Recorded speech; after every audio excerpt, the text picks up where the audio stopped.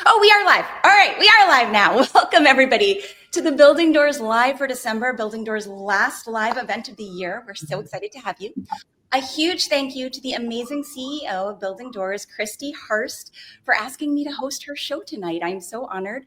I'm Jennifer Betit Yen. I am an actor, a writer, and a recovering attorney. And I am very proud to have with me tonight an absolutely all-star panel to talk with you about building calm through the chaos, how performers and writers can navigate the shifting media landscape.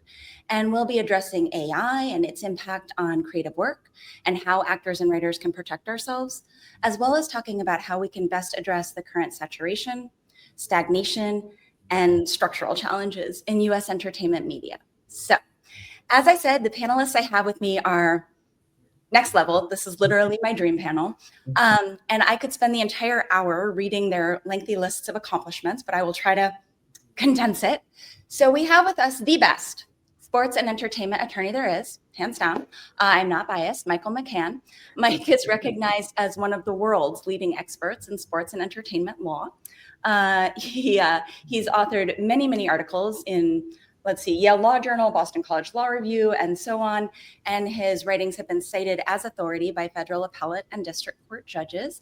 Fun fact, he testified as an expert witness for the United States Senate. And you probably recognize his face. I'm gesturing this way. I don't know where you're seeing him on your screen, but he appears. You probably recognize him from CNN or a host of other networks where he has appeared to give his expert opinion on sports and entertainment issues. He is also the dad of an adorable daughter. So Mike, thank you so much for being with us. Thank you so much, Jennifer. Appreciate being on. We also have one of my favorite screenwriters of all time, Cheryl L. Davis. Cheryl is an award-winning librettist. She is also a prolific writer. She's written for stage, for new media, for film, for television, including fan favorite Law and Order SVU. She currently writes for the CBS show Beyond the Gates. And if I can segue for a second, if you have not checked out the creativity of the Beyond the Gates fan base on TikTok, you're missing out. That's all I have to say. Okay. So Cheryl has won not one, but 3 Writers Guild Awards. She just collects them like baseball cards. And she is also an attorney. She is currently legal counsel for the Authors Guild. We may or may not also be joined by an actor tonight, but his actor schedule is a little crazy, so we'll see if he pops in. But even if he doesn't, I am quite confident of this panel's ability to answer any and all actor questions. So speaking of questions, we want this to be really interactive. So please feel free to drop your thoughts, your questions, your concerns, anything you want to share in the comments section. And the incredible Christy Hurst is behind the scenes. She'll be monitoring throughout and letting us know your questions and your comments. She would also like me to let you know that she would love to hear from you beyond the live, and you can call her on Building Doors VO at 216-307-1917 to leave a message with your thoughts on the show. Please be kind. All right, with that very long intro out of the way, you can finally actually hear from the panelists. Let's get started. And if it's okay with you guys, I'd like to start with AI because both writers and actors have a lot of thoughts and opinions on AI. So starting with the actors, actually, what protections do you think performers particularly really need to be thinking about right now in terms of the protection of our digital likenesses and our voices? I'll jump right in. I think certainly in contracts that they're negotiating, there has to be language stating that use of their name, image, and likeness and other properties has to be done with their blessing. That would include AI representations, and I would, even in language on that, I would really try to make it extensive because who knows? AI is the lingo we're using this year. What will it be in 2 years? We don't really know. And I have a feeling the industry is going to try to redefine AI in a way that's favorable.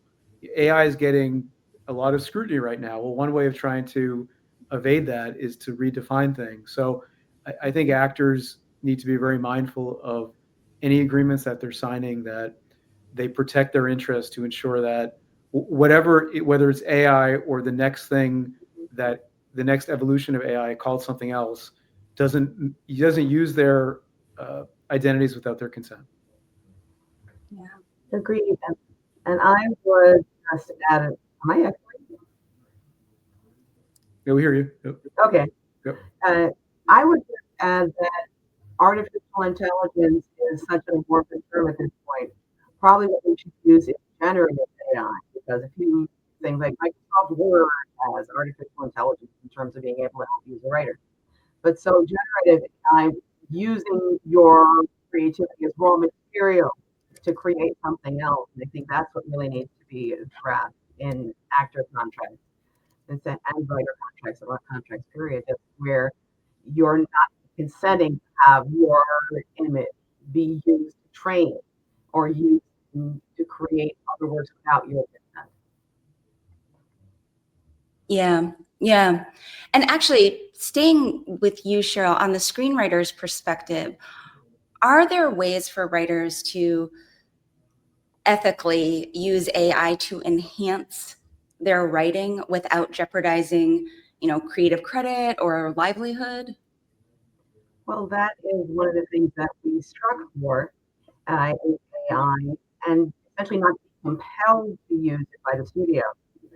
But I believe it really depends on where the material came from to train the AI.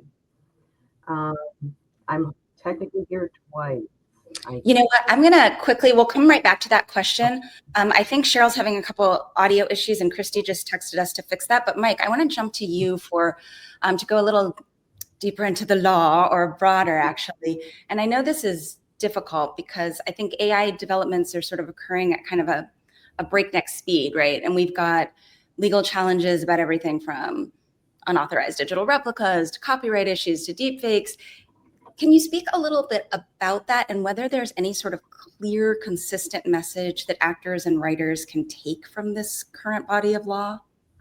Yeah, you're right. It's happening in real time. And as you know, and Cheryl knows, I mean, courts are slow, right? The legal process is not necessarily equipped to handle breaking technological change. And although restraining orders and injunctions can help on that front, they're often difficult to get, right? They're considered extraordinary remedies that are challenging to obtain. So I think one piece of advice is certainly be aggressive. Don't wait, because the industry is moving at a speed that if you sort of wait for things to shake out, I think that's going to favor those who are profiting from the way things are.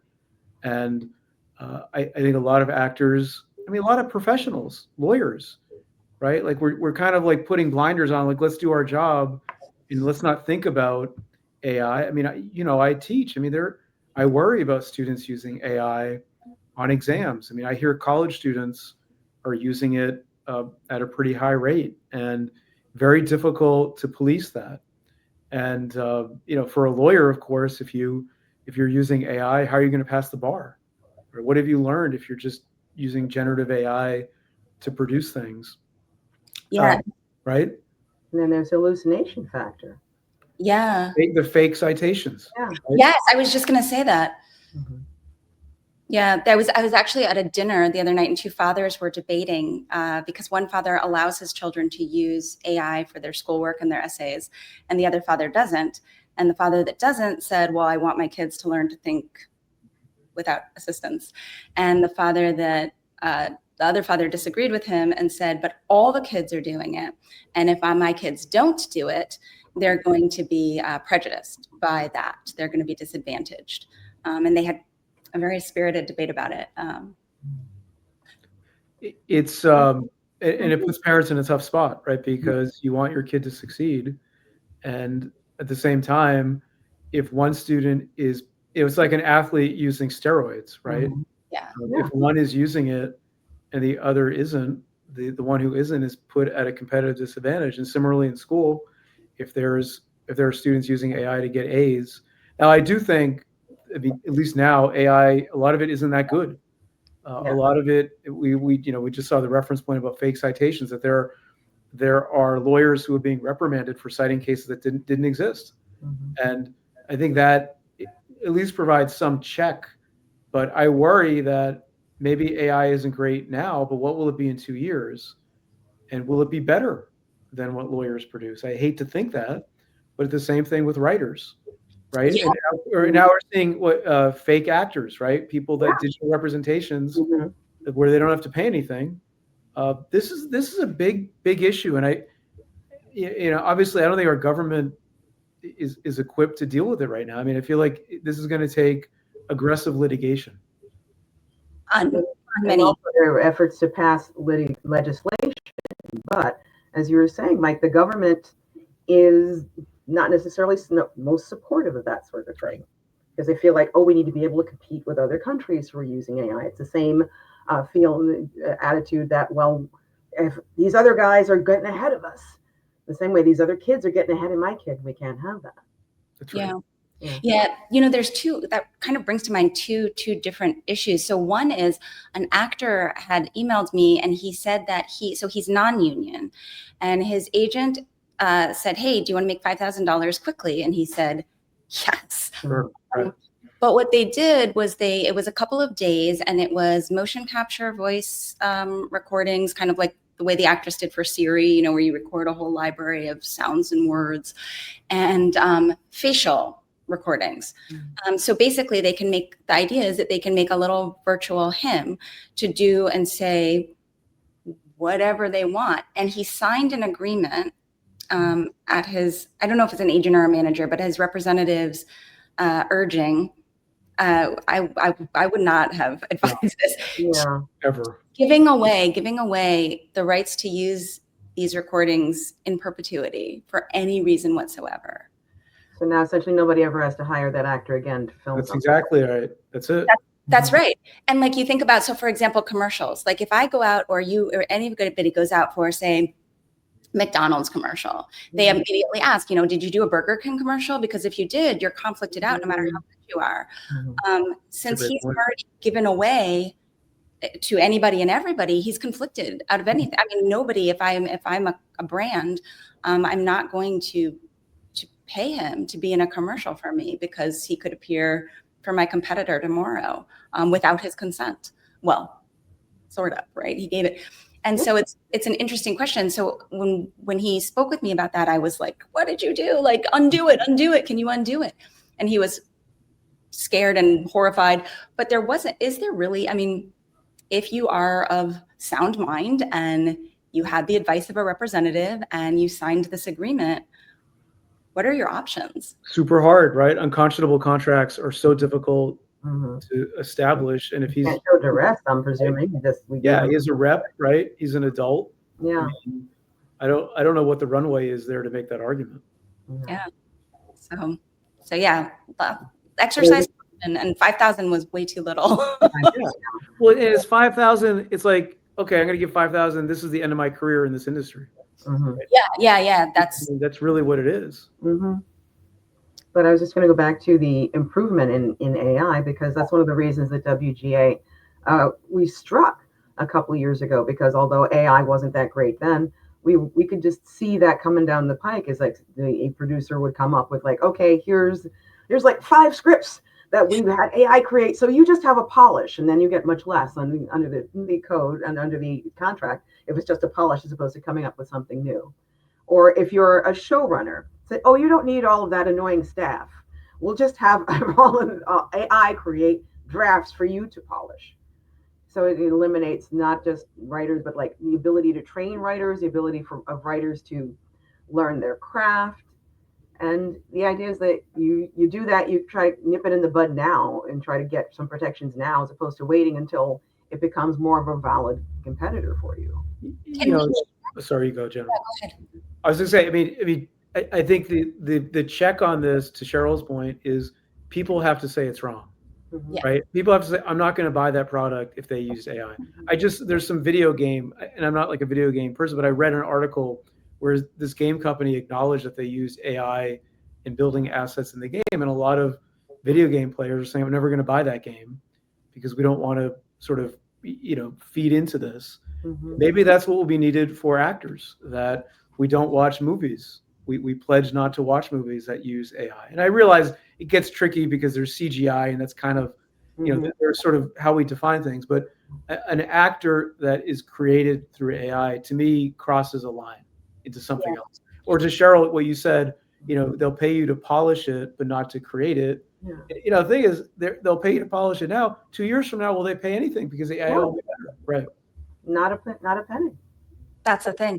And so it seems people in the chat are mentioning an AI artist, a singer who just got a record deal, who's apparently not real. Do you know about this? I heard about that. And also there was the AI actress who's I saw the AI studio was like Tilly something or other, where people were like, she signed with UTA or some such. Yeah, and how does that work? Does the commissions and everything, they go to the creator of this? Yeah. Supposed to be the creator, right? The person who came up with the prompts to get Tilly to do whatever they want her to do. Yeah. At least I used to do a number of online commercials, and one of my neighbors who's he's able to sort of do this kind of AI generation. He showed me a spec commercial, basically, that I thought was great. I thought it was really good. I did not realize the whole thing was AI. The person was AI. The voice was, I was like, well, who voiced her? And he's like, oh, no, the voice is also AI. I did not know. Like, it was that good. And that's terrifying. It's only going to get better. Right. And it's also kind of terrifying when you think about it in the political and real life arena. You can come up with videos of anybody doing anything, and you don't know what to trust anymore. It's gotten to that point.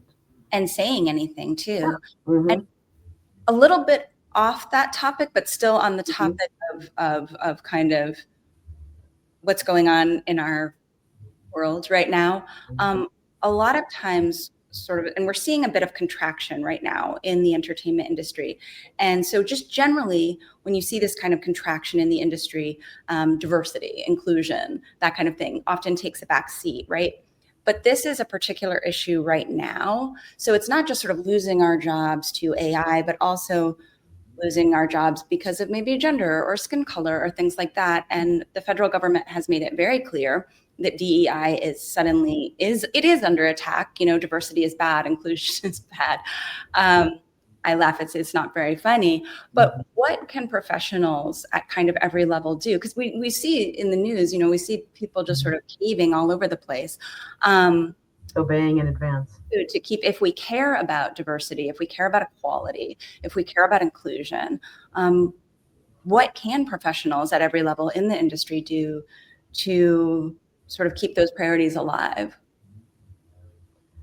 I think one thing they might do, because the argument has always been that DEI essentially, or hiring somebody, favoring somebody because of their race or whatever, you're doing that because of the race. They're obviously not competent. The argument is that the people are not competent. And I think that you kind of have to show amply that I'm hiring this person, I'm doing this project because of here are the reasons. Here are the business points. Here's why this person is the best person to write this particular story or to act this particular role. Try to come up with ways. Yes, we may want to have a full color spectrum on our screen, but also be able to show that, yes, and also this is the most qualified person for this particular gig. And I would think,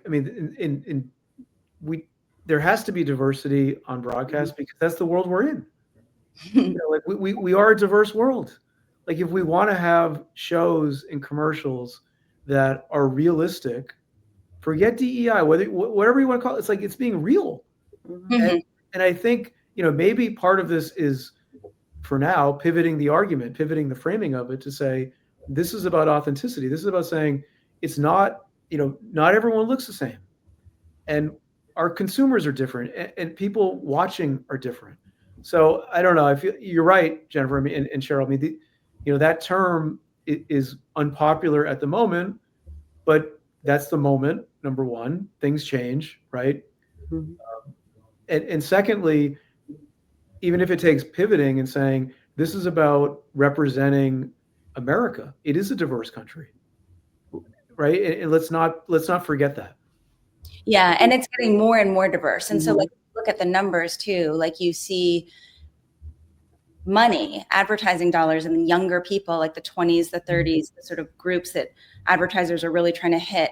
They're definitely going towards content that is cosmopolitan, content that reflects the world in which they live, what they see. So yeah, it's an interesting time right now. And I think it's interesting also, like if we segregate it to, writing, voiceover, commercial, film, television, we're seeing very different, sort of the same things like AI, DEI, like all these things, but affecting them in different ways. It's tying it back to the green, Mike. It's tying the color back to the green of the dollar and the product that you're trying to sell. Yeah. Yeah. On sort of deal structures and selling products, can either of you, both of you, talk a little bit about how deal structures have changed in recent years, especially regarding residuals, especially with regard to AI likeness, rights, and creative ownership? I mean, I'll jump in. I think Cheryl probably has more insight on this than I do. I would just say, I think the role of NIL has played a pretty significant factor in endorsement deals. That agents are much more mindful of how likenesses are used, including in video games, but also including other digital properties. And also, it's interesting. I mean, morals clauses are also kind of a hot topic, right? The kind of conduct that people can engage in that could potentially lead to suspension or termination of payments.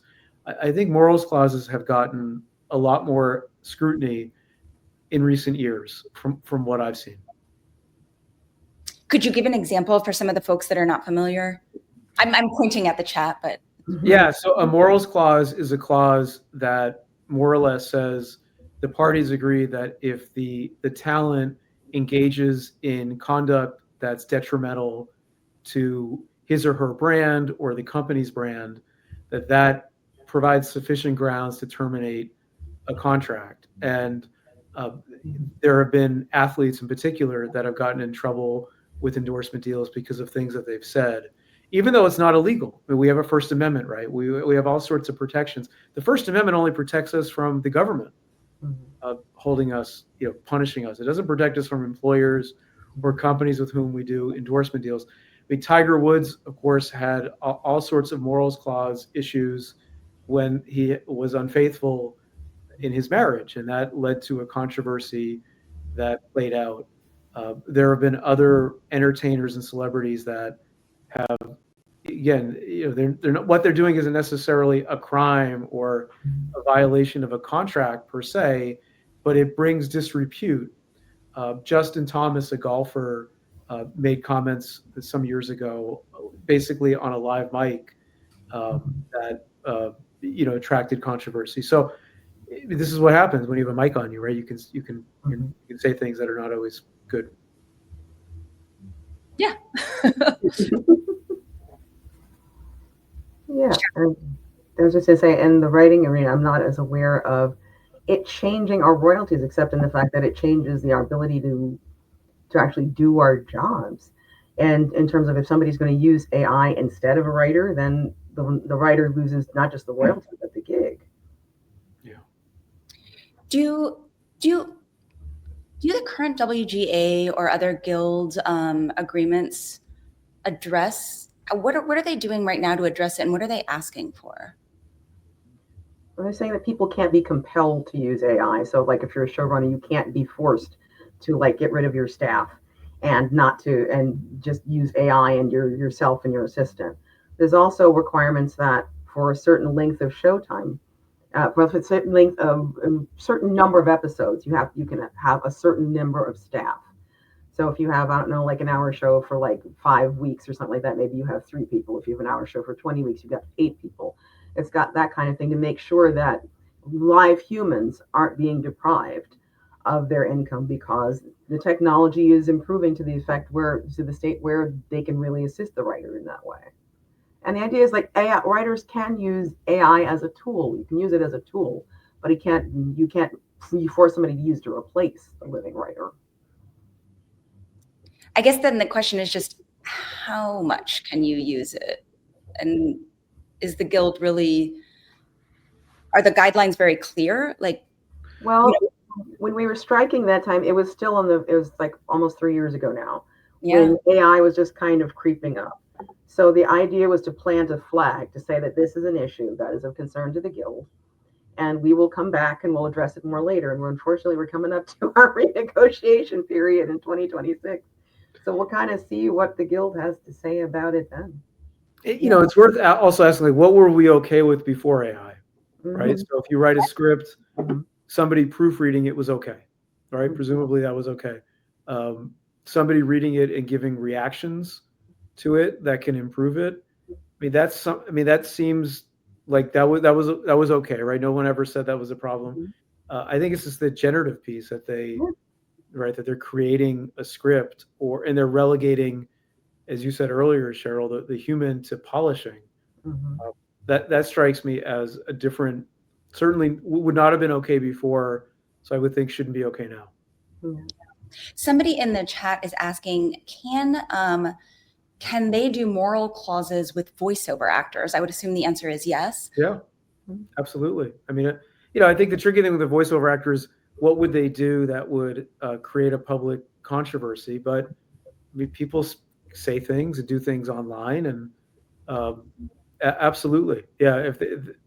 To the extent whatever they're accused of doing. I mean, the interesting thing is sort of, they can be accused of something, and Mhm. is that enough? I remember years ago, Randy Moss, Patriots wide receiver, was accused of domestic violence, and Nike, had to make a decision about what do you do? I mean, serious allegation, awful topic, but I mean, is that what do we have a legal process that we don't want to hold people guilty until there's been a fair process. So it puts companies in a tricky spot where they may have to act sooner than the legal process. But to the specific question, yeah, I mean, I think a voice actor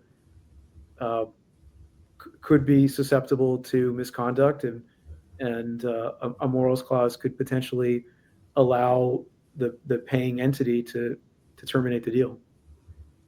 I And would just ask how identifiable that particular actor's voice Yeah. is.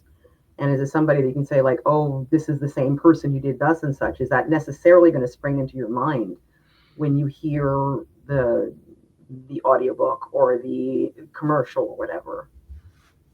It's a good question, right? Because Tiger Woods, like, everyone knows who that is, but Mhm. a voice actor, I don't know if that's. Mhm. I mean, I just don't know. I mean, it's a good question, Cheryl. Like, what is the controversy, right? Is that person would something they do elicit controversy? Are they known enough?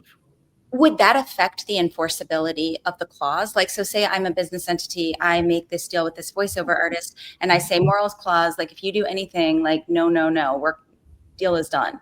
And he or she does, but the voice is not really known, is not, somebody wouldn't say like, oh, that's so and so. Yes. Would I have any trouble with enforcement? Yeah, it's still enforceable because it would be the underlying conduct. I Mhm. think to me, so that's a good question. Like, what triggers it? It would still be the act itself, even if it doesn't spawn a public controversy. But I imagine the agent for that actor would say, why are you invoking it? Even if Yeah. you could, it seems unnecessary in this context. Yeah. So this is getting more questions. They want to know if they post certain things on their social media. If a voiceover actor posts something that is Oh. violation of their morals clause on their social media. Yeah. Yeah, and Yeah. that's much easier to tie it to. That's right. That's what I think. Yeah. Mhm. Yeah. So beware of that. Yeah. Is it common how common are morals clauses?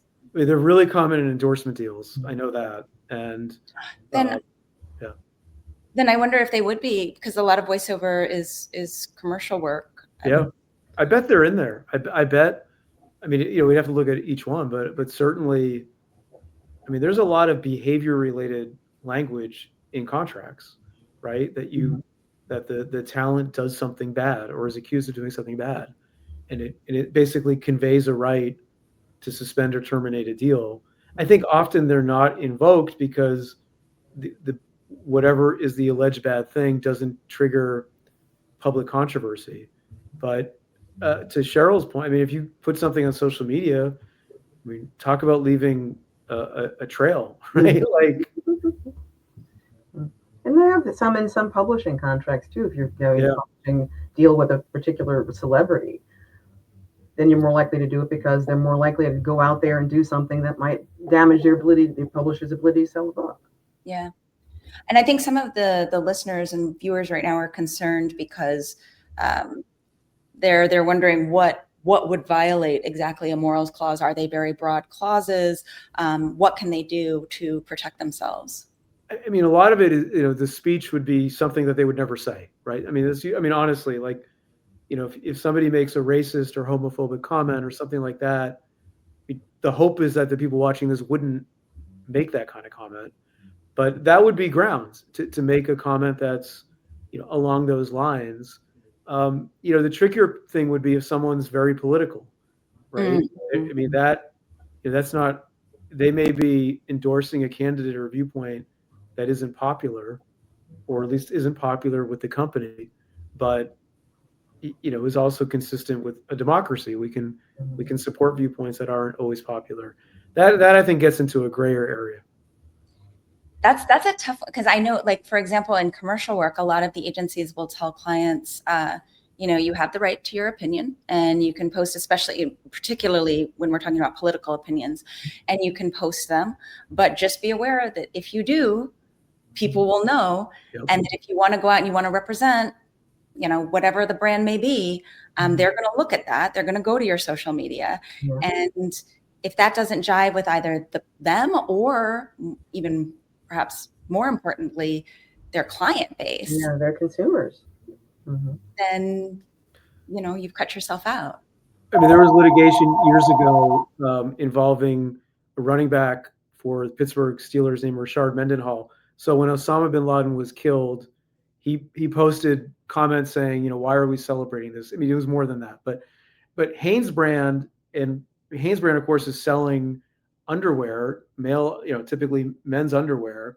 That to your point, Jennifer, their audience is not going to be a fan of that viewpoint. And he's in a democracy. You can espouse different viewpoints, but for that, the company was obviously concerned that the viewpoint was undermining its relationship with its customers.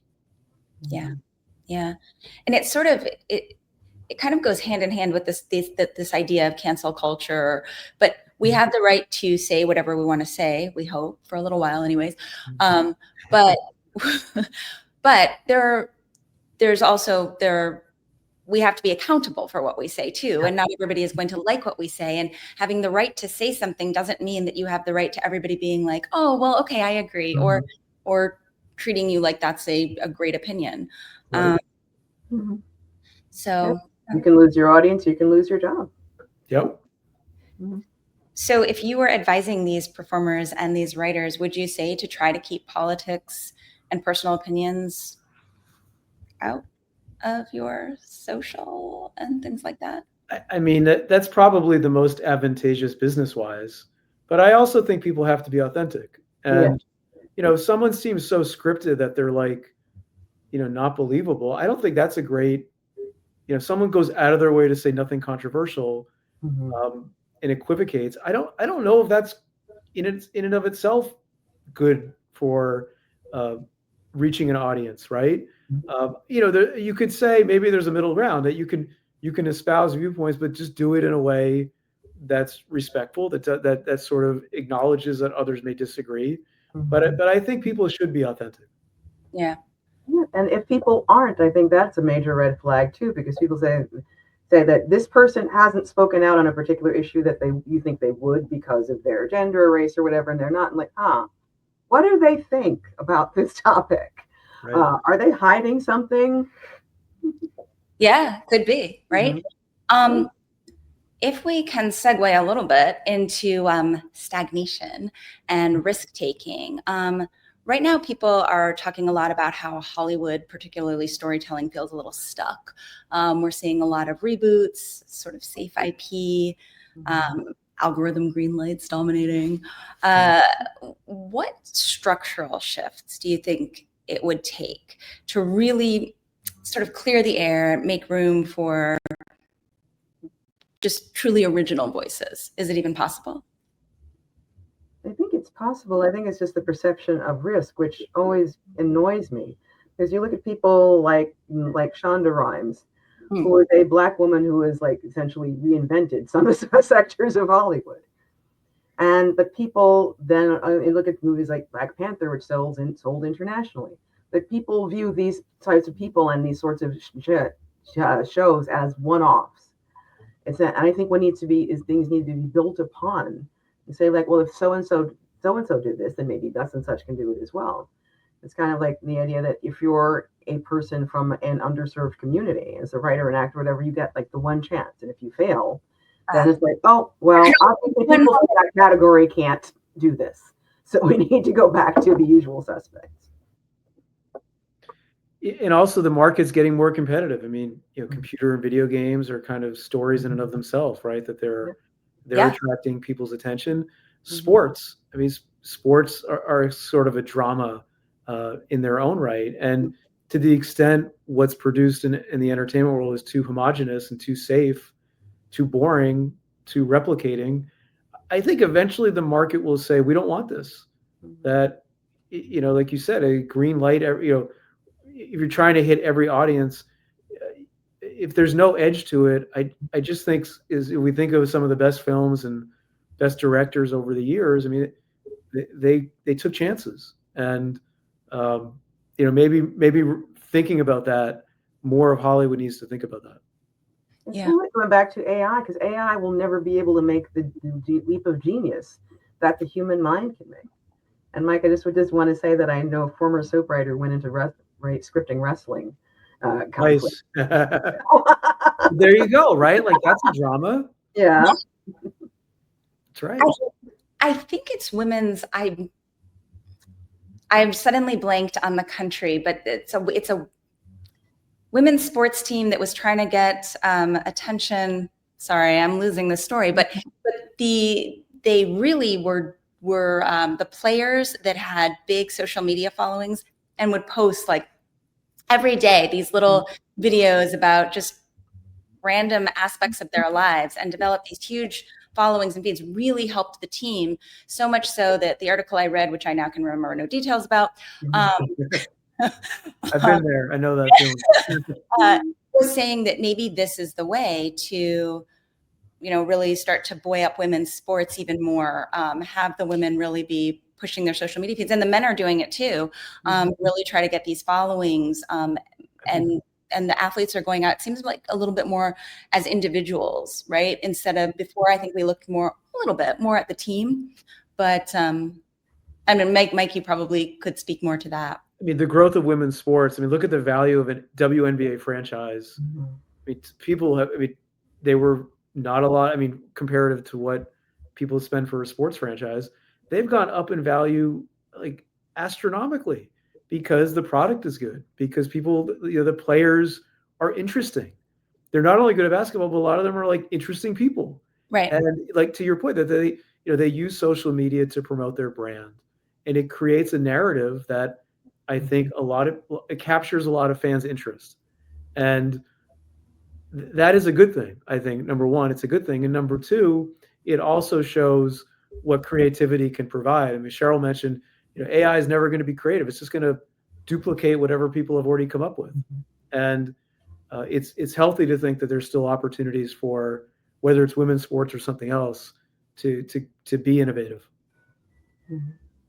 Somebody in the chat is saying USA women's water polo team did some posts and ended up getting Flava Flav helping pay their way to Olympics. That's right. I remember reading that. Yes.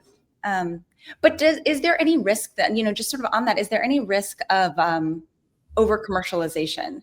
I remember back in the day when they started renaming stadiums and things for, this is a corporate entity as opposed to like the Green Giant or something.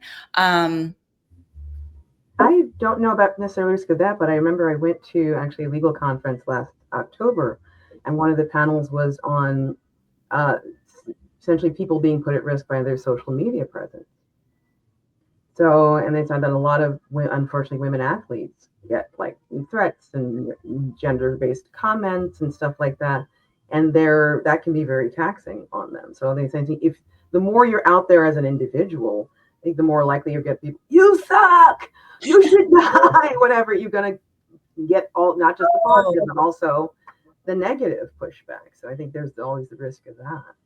Well, yeah, we've certainly seen that for the actors. I remember, what was the actress who, she was Asian American. She was in one of the Star Wars movies, and she was brutally trolled on social. She had to shut down all her social accounts.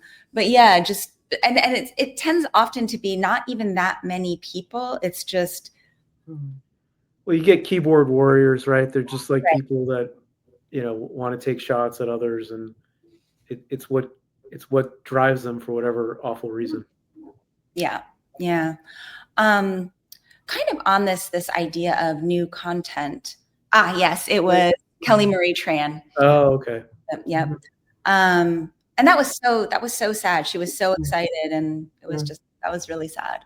But kind of on this new content, you know, for example, athletes creating their own channels, and everybody sort of creating this online persona, influencers, the rise of vertical dramas, streamers, all these things that are sort of taking us outside of the network typical molds. What kind of structural and legal frameworks are or should be in place to handle that? I mean, you know, what about reality, not to pivot, but like reality TV stars, how are they compensated, right? I mean, it's a major issue. And obviously that kind of content may not be as expensive to produce for studios. So it's so much cheaper. Right? So, exactly. So, I mean, who's fighting for them? Well, and that's been a huge issue. Like the whole issue. So, you know, the issue with reality TV started a while ago, and it's only gotten worse. And we see, you know, this rise in. So I'm, you know, full disclosure, I'm union, but like for non-union actors, and then, you know, entities realizing, hey, I can use a non-union person. I can just do a cheap payoff. I don't even have to pay them residuals. Like, and so we see like a lot of commercials, for example, now using non-union talent, which wasn't really done before. And in terms of film and TV, I don't know, maybe Cheryl, you could speak more to the TV issue, but for film, certainly, you know, you see there'll be the union people over here, but then they're going to be using as many non-union as they can because they're so much cheaper. They are so much cheaper. And if you're doing a different level of, if you're selling a show to a streamer, you can pay your writers less money than you would if it's a network show. So you've got all these audiences out there, but people are saying, oh, we're going to make less money, so we're going to pay you less. But mind you, these streamers are now having ads. So essentially they're reinventing network TV in another format. So you're going to make the money, the ads, but then you're still not going to pay the writers what you would do if you were on CBS, etc. Yeah. So how do we address that? What kind of, because what do we do? I mean, who's eligible for the union? I mean, that like what are the steps? So it depends. Reality. Yeah. You know, like what's their relationship to the union? It depends on you mean for members of the union, Yeah. How do we join? So for SAG, for example, so I'm a member of SAG, which is the Screen Actors Guild. So for SAG, you have to have worked on a certain number of productions that were union productions. And the idea is that you have to show a base foundational level of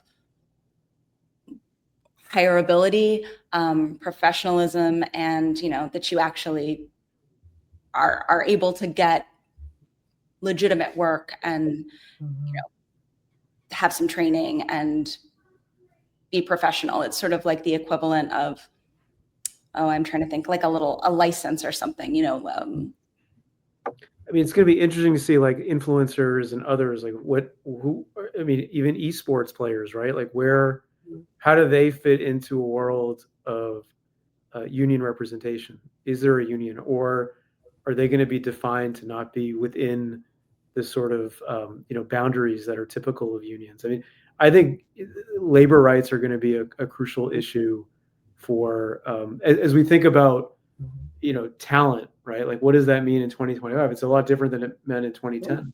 Yeah. Oh, Right? for sure. And They need to come up with their own unions, like the yeah, Influencers right. Union, to come up with their own hiring standards. Yeah. And then we have another comment.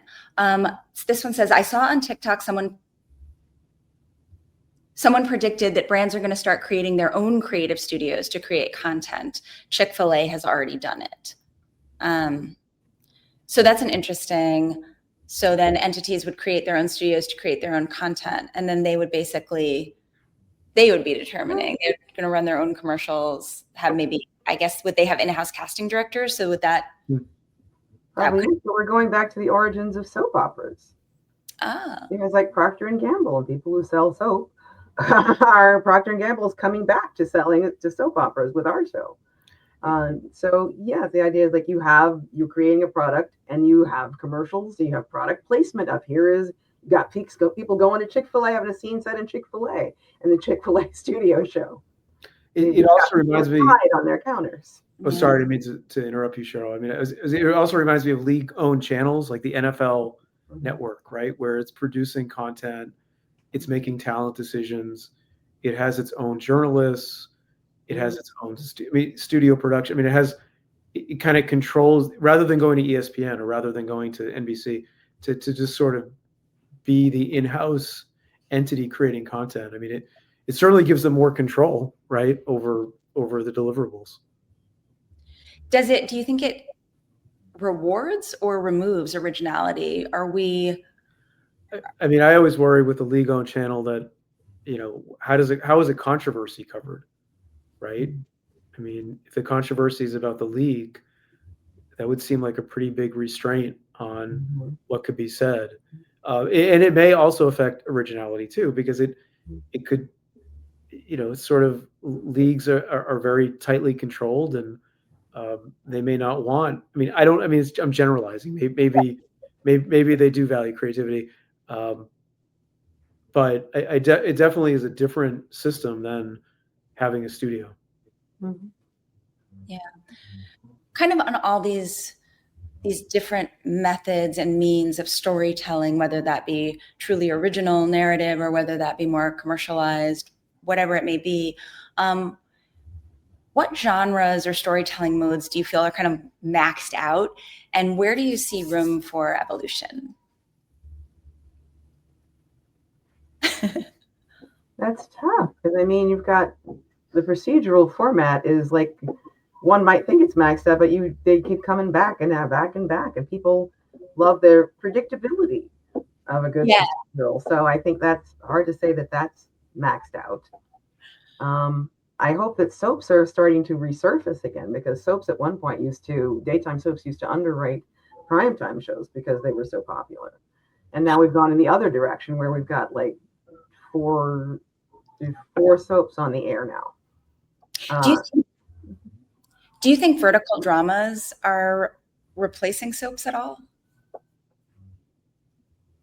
I like to think not, but I mean, it's tough to say. I think there's so much content out there, and then there's what they call like second screen TV, yes, where they want you to write something that won't require people to think too hard because they're going to be going back and forth between their phones and your show. So I'm thinking, boy, that sounds really hard. Yeah. I know the vertical dramas are going bonkers in LA right now, and I think it's primarily Chinese studios filming American content based off the telenovelas, that structure. But Jennifer, what do you think? I mean, I want to direct that question at you. I'm curious what you think.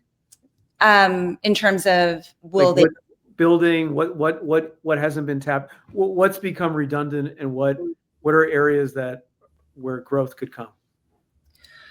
I think that the so-called Hollywood blockbusters, I think we're seeing a lot of, for example, reboots, right? Of things that the people that are, I'll just say my age, what we are hungering for in terms of nostalgia, but that is not what the younger audience wants right now. And so I think that, there have been a few exceptions, like superhero. You know, there's a few exceptions, but for the most part, I think some of these reboots are just they're getting old, they're getting stale, they're getting stagnant. And I think that the rise of this short form content is someplace that I think studios should really be looking at, networks should really be looking at, because that is where the young people are right now. This very short form content. You see how crazy TikTok is, the creation, and I think TikTok has become well, no, it's already gone. Because you remember when YouTube, back in the day, you could actually get discovered on YouTube. You could actually make a name for yourself on YouTube. That's nearly impossible now. It's become a black hole. So you look at TikTok. TikTok has kind of stepped into those shoes, and then there'll be a next iteration and a next iteration. But I think that this sort of short form interactive content, in my opinion, is the place to really look for what's going to be happening in the future and where people, particularly younger people, are going to be engaging. I feel really old saying that, those younger people. I think you have a very good point too, in terms of just simple attention span. Right. Is that I think people, we've also in the binge mindset, where do people really want to wait a week to see the next episode or something? A lot of folks just don't. They want to wait till the end of the season and binge the whole thing because I must see it all now. I have to admit it. I'm a binger, so I didn't watch Game of Thrones or Dexter until long after. I was like, no, I'm not watching a show. I was like, this sounds, yeah. And then I watched. I was like, oh, it's kind of good. Oh, it's kind of. And then I just watched like Dexter. You will have no respect for me if I tell you how many hours I just. And I thought, I live in an apartment. I think my neighbors must have thought I was a lunatic because all the serial killer murdering people in the background over and over. They're like, our neighbor's crazy. But on all of this, I think one of the sort of themes we're touching upon a little bit is sort of the oversaturation of our markets right now. There's so much saturation everywhere, and there's so much, anybody, you start scrolling on your phone, you turn on your TV, there's so many options, and it's hard to tell, like, quality is hard to determine. You don't necessarily know where everything is coming from. It's so much. So as we look at this situation of a lot of just oversaturation in our media landscape, what does that mean in terms of visibility? And for those that are watching now, is there a way to create opportunity in this? And if so, how? I think it makes it harder, even though you may have something of good quality. If you don't get out there in a way that people realize that you're there, then you just get lost in the mass of sludge that is out there. I think that's one of the reasons why you have actors and actresses doing like TikTok things for their show. Like, I'm on this show now, but watch me dance. And people watch on TikTok and say, oh, what show are they on? And maybe they'll go watch it that way. Or I see people even just posting on the Book of Face or on Instagram or whatever, like, I'm bored. What are you guys watching? And then going to your friends and saying, like, okay, I want to watch this. And then as people see what you're posting, like, oh, I haven't seen that either. So I think it just forces you to become more creative in terms of marketing and getting your show out there, getting your product out there, so that you can kind of rise above and people actually register you. I mean, before our show was on the air, we had like segments on like CBS Morning. People going around doing interviews in all sorts of places, so people would be aware that, oh, there's a new soap in the air. I also wonder, like, these streaming apps, they're getting a lot more expensive, and I wonder, like, how that will affect viewing habits. I subscribe to all these. I don't even know how many I do. Like, I don't even want to look like what we spent, and I wonder, like, are there too many streaming platforms? Will there be consolidation? How will the increase in prices for streaming apps impact content creation, distribution? You mentioned, Cheryl, people going on TikTok and stuff, and you did it too, Jennifer. I mean, maybe that will be, I don't know if it's not a substitute for a streaming app, but it's certainly like, I just wonder how people will consume content as prices go up. Will we see people pivot away from streaming? We know cord cutting in the late 2010s, right? People got rid of cable, but like the difference in price between what we paid in cable and all these apps, maybe it's not so big anymore. It is crazy paying for all of these apps, and you notice things like there's like bundles of these streamers now. So is it like Hulu, ESPN, and Disney? I think you can get as a bundle. So I think they're reinventing cable in a different way. Right. And you like, where do you find stuff? Like, I don't even know. Like, I'm using the search feature. I don't know what app I'm watching something on. That's the other thing, right? Very true. Like, I mean, which is interesting. We think about like how the apps are branding themselves. That people are searching on their sort of platform to look for wherever they were watching it. Yeah. Was I watching on Netflix? Was I watching it on Prime? Was it? Yeah. Where was this movie? I'm in the Where middle. was it? Right. Yeah. Well, we are quickly burning through our hour. So I wanted to go back actually to the very first question and just ask you both, how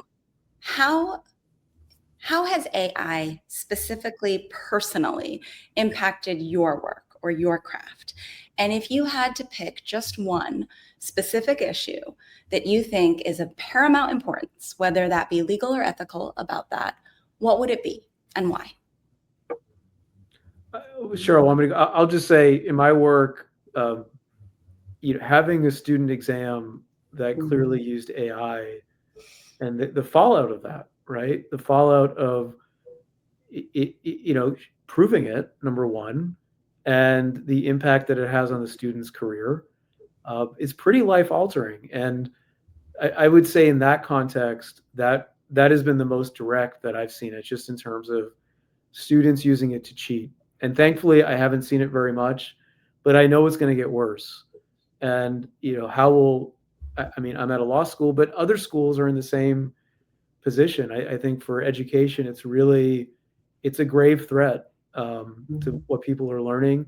And also, like, people are applying to law schools, like, was their undergraduate GPA inflated by AI? I mean, how do we judge people anymore? I mean, so I feel like that's, for me, that's the big way I see it. And it certainly raises all sorts of ethical issues. And how do we do assessments in a world where people can so readily cheat? Yeah. I have a big ethical problem with the essentially theft of other artists' work to train the large language models. I think that's where my mind kind of freezes, in terms of like a lot of these are created on pirated material. As a more personal matter, less in terms of like screenwriting, but more in terms of lyric writing, is I see more and more people like, oh, I use AI to write a song, and I think with the short format, it's not to say it's a great song, not to say I write great songs, but I feel like in a shorter format is kind of like easier to get something passable. So it's like, oh, I'm a songwriter now. It's like, you're really not, dude. But AI allows you to think that you are. The computer is writing your song for you. Yeah. All right. Well, we are actually out of time now. So a huge thank you to my incredible panel guests. Thank you so much for your time, your expertise, your generosity. You're both superstars. I'm so grateful to you. Also, shout out, obviously, to everybody who joined us live. Thank you so much for all your comments and your questions. And of course, thank you to Christy Hurst for asking me to host. I had so much fun. This was a great time. And she'd like me to remind you that Building Doors would love to keep this conversation going. So please give them a call, 216-307-1917. And thank you so much for joining us. Good night, everyone. Good night. Thank you.